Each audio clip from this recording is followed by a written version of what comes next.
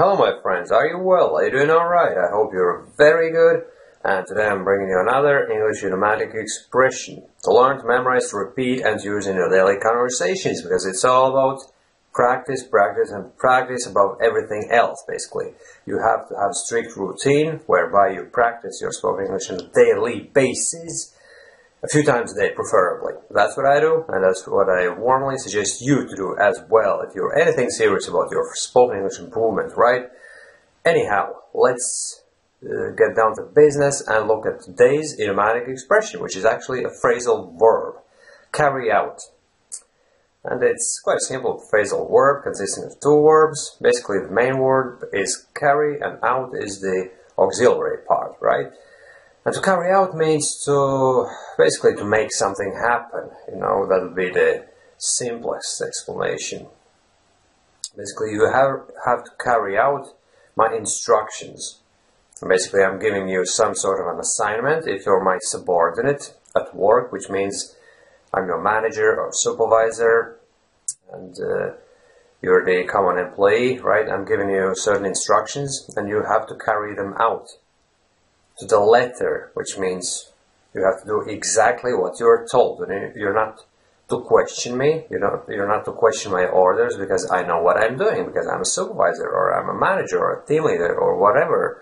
And you're just the person who carries out my instructions.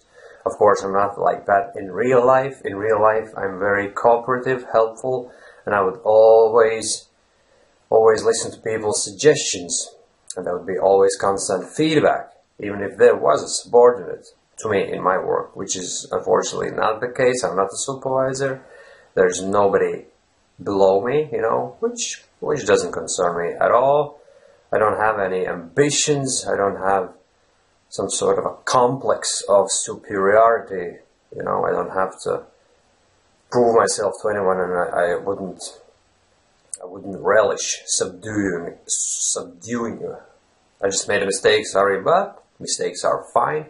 I wouldn't relish subduing other people just to prove that I'm a mighty person or just because of my ego or whatever. I don't need a subordinate at work. At work, I'm me and my partners, and we work in a team. Teamwork, that's what it's all about, right? But anyhow, carry out means to basically to do something. You carry out a task, which means you do a task, you accomplish a task. You make those certain things happen, And let me think of another example involving the word carry out. Well, obviously carry out can be actually taken literally. You can literally take something in your hands and carry it out of the building. Say, for instance, firemen carry out fainted people of burning buildings, or unfortunately sometimes people die from smoke inhalation, but if that person is fainted, they've inhaled too much smoke, they're still alive, they carry them out, they take them on their arms, the typical Hollywood blockbuster movie. The fire is raging in the building and the fireman just carries the person out, So basically you take them on your arms and you carry them out of the building, but that's the literal meaning of the word, and it's actually best to keep, say for instance in this case, right, carry out means to take something out, bring something out, but the meaning that we're actually focused upon today is to do something, to accomplish something, some task, right? So it's best not to confuse the two meanings at once. Don't learn them all at once, and that's very good advice for your future English studies, basically, when you learn meaning of a new phrasal verb, or any word for that matter, right? Don't learn those meanings at once. Only focus on one meaning, and one meaning only at a time, because if you learn multiple meanings, you run a serious risk of getting them all confused in your head, It was happening to me the whole time, years ago, when I used to do this, right? So I don't do it anymore, and I warmly suggest you not to do it either, because obviously you want to be a fluent English speaker, and the best way to go about new vocabulary and new phraseology acquisition is to learn single meanings of words at any given time, right?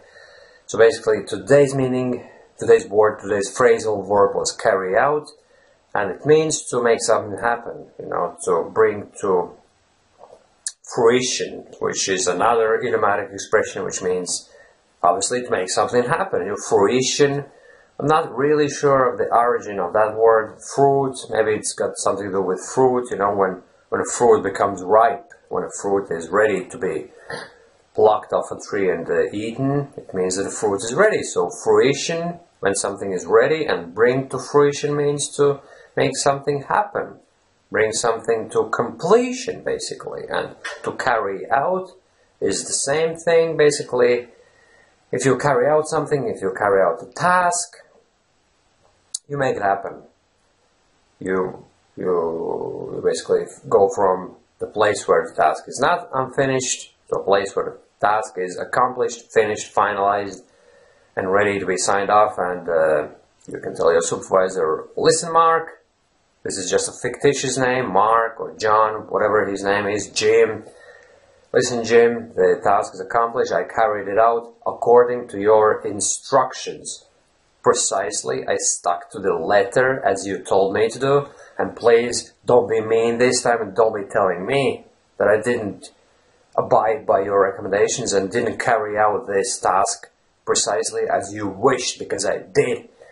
And if you can tell me that I didn't, I'm gonna just walk away. You know, I'm just gonna walk out of the building and I'm not doing this job anymore. Obviously, you can't do that in real life. You can't make your demands. You have to comply with whatever your superiors tell you to do if you want to stay in your position, and make sure that you have money coming into your bank account so that you can put food on your family's table, right? But anyhow, this is just a stupid rant now. This is also a very good example of how you can go about your spoken English practice, my friends. When you practice your spoken English, you can just talk all sorts of stupid things, and that's what I'm doing currently, you know. I'm talking all sorts of BS, and that's how I exercise my spoken English. That's how I make sure that my spoken English stays strong and fluent, and basically that's about it. And now I have to come up with a third example for the phrasal verb carry out, right? What could it be? What could it be? Carry out. I can't think of the third example. I just hope, my friends, I really, really hope that today's video sheds proper light onto the whole carry out phrasal verb thing, and you have a very clear picture of how you can use the phrasal verb carry out. Basically, when you do something, when you accomplish something, you have carried something out. And I just carried it out, which means I just made it happen. I just did it, whatever was assigned to me.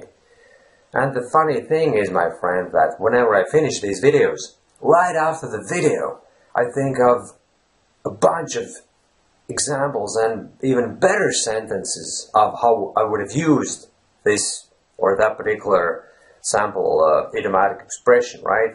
But then it's obviously too late, and anyway, I have to go with whatever content I've already given you, and I'm not going back and re-recording this video because I'm a great believer in improvisation. Basically, I'm speaking with you now, I'm improvising a great deal, and that's how you open up your fluency, that's how you give your fluency free rein, that's how you basically make your fluency happen. If you improvise, if you speak whatever pops in your head, you know, pops up in your head, whatever crosses your mind, you know, that's how you develop your fluency. You have true fluency, my friends. Okay, I hope I've carried out today's task, which was to tell you how phrasal verb to carry out is used in real life. And thanks for staying with me, my friends, and see you soon again. Bye-bye.